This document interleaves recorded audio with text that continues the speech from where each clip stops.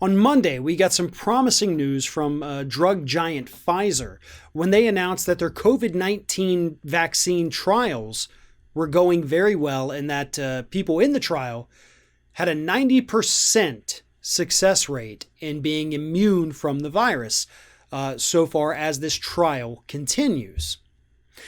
This is significant. A lot of the other drug companies that have had vaccines developed and they're in the trial stage, a lot of those trials have actually been halted because of dangerous side effects that patients were experiencing, and the vaccines they were coming up with were ineffective. So the news from Pfizer is phenomenal. Sent the stock market up 4 points. It was a good news. It's a good thing. Pfizer also announced, by the way, that the CEO says they're going to distribute this for free. Hey, that would be awesome. I don't believe him for a second, but it would be awesome. But of course, shortly after this news was announced, the Trump administration immediately had to take credit for it, right? Vice President Mike Pence tweeted out the following. He said, "Huge news. Thanks to the public-private partnership forged by President Trump, Pfizer announced its coronavirus vaccine trial is effective, preventing infection in 90% of its volunteers." Nikki Haley then tweeted out, "The news about Pfizer vaccine being 90% effective is great news for the American people. Many thanks to Donald Trump and Operation Warp Speed. This will be one of the most important action items done by the administration in response to this pandemic." And then Pfizer immediately had to come out and say, yeah, we weren't a part of that. Sorry. We know you were pushing this. We know you've pumped billions of dollars into drug companies, but yeah, we weren't one of those.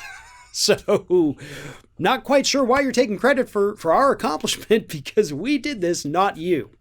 And then Pfizer said, okay, well, actually, we are a part of Warp Speed just in the delivery process of it.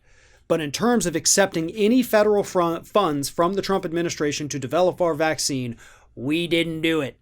You get no credit for this. Thanks for trying, though.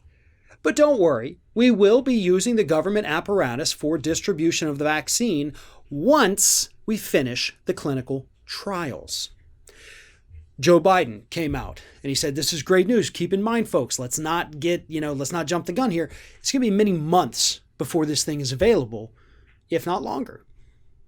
And Biden is correct to do that. We don't know how long it's going to take. The earliest a vaccine has been developed for an ailment is 4 years. And that was Warp Speed. Usually it's at least 10. At least 10. So here we are, maybe a year into the first COVID-19 case, and we got a vaccine with not... Let's wait and see. As I mentioned, most of the other vaccine trials have been halted because of dangerous, severe side effects. I know it sucks. I know it sucks being stuck at home. I know it sucks with the economy tanking. I know it sucks even more for people who have lost their jobs, folks, but we cannot jump the gun. Because if we jump the gun, the surge we're seeing right now will be dwarfed by the next surge.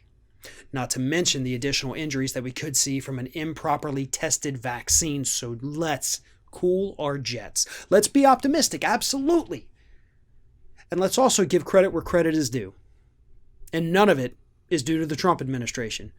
Their response to this pandemic has been abysmal. If Pfizer does the right thing and makes this vaccine available to everyone in the United States free of charge, and then doesn't, this is the second part of this, doesn't screw over the rest of the world by charging them the markups that they usually charge to us, then we're good. If any of those things don't happen, then this is not something worth celebrating.